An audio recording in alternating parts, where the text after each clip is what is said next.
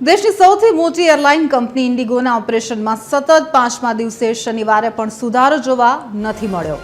જે રીતે ઇન્ડિગોને કારણે હજારો મુસાફરો રજડી પડ્યા છે, અનેક ફ્લાઇટ્સો રદ થઈ છે। દેશમાં ઘણા એરપોર્ટ પરથી આજે પણ 400 જેટલી ફ્લાઇટ્સ છે તે રદ કરવામાં આવી છે। આજે પણ 850થી વધુ જે ફ્લાઇટ્સ છે તે રદ કરવાના આંકડા સામે આવી રહ્યા છે। નાગરિક ઉડ્ડયન મંત્રાલયે ઇન્ડિગોને વિલંબ કર્યા વિના તમામ પેસેન્જરને રિફંડ ચૂકવવાનો નિર્દેશ આપ્યો। રિફંડ પ્રક્રિયા 15 ડિસેમ્બર સુધીમાં પૂર્ણ કરવાની આવશ્યકતા દર્શાવી સરકારે આદેશ આપ્યો છે કે એરલાઇન્સ તે મુસાફરો પાસેથી કોઈ પણ રીશેડ્યુલિંગ ફી નહીં વસૂલે જેમના ટ્રાવેલ પ્લાન ફ્લાઇટ્સ રદ થવાથી પ્રભાવિત થયા। રિફંડમાં વિલંબ અને આ નિયમોમાં ઉલ્લંઘન પર તાત્કાલિક કાર્યવાહી કરવામાં આવશે। દિલ્હી, મુંબઈ, બેંગલુરુ અને ચેન્નઈ એરપોર્ટ પર આખી રાત મુસાફરો પરેશાન જોવા મળ્યા।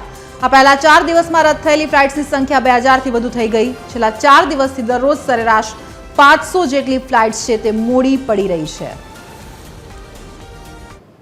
તો નાગરિક ઉડ્ડયન મંત્રાલયના નિર્દેશ બાદ ઇન્ડિગોની જાહેરાત પણ સામે આવી છે। મહત્વપૂર્ણ છે કે 15 ડિસેમ્બર સુધીમાં મુસાફરોને રિફંડ આપી દેવામાં આવશે તેવું ઇન્ડિગોનું નિવેદન સામે આવ્યું છે। ફ્લાઇટ કેન્સલ અને રીશેડ્યુલ મામલે મુસાફરોને રિફંડ મળશે।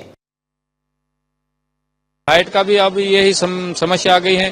3-4 गुना जो ये किराया वसूल करते हैं, इतना हमारे अकाउंट में भी पैसा नहीं होता, बड़ी दिक्कत हो जाती है। अभी ये 2 बार टिकट बनवाया, हमारा पैसा करीब 30,000 35,000 चला गया। अब इतना तो हमारे अकाउंट में भी नहीं रहता। अब हम जाएं तो कैसे जाएं?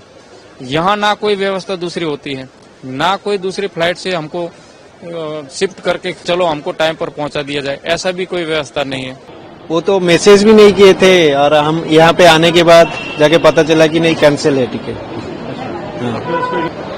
नो रीजन कि कुछ बताया नहीं, क्लैरिटी नहीं था बातों पे। क्या ही बोल सकते हैं, मतलब फर्स्ट टाइम ही एक्सपीरियंस था।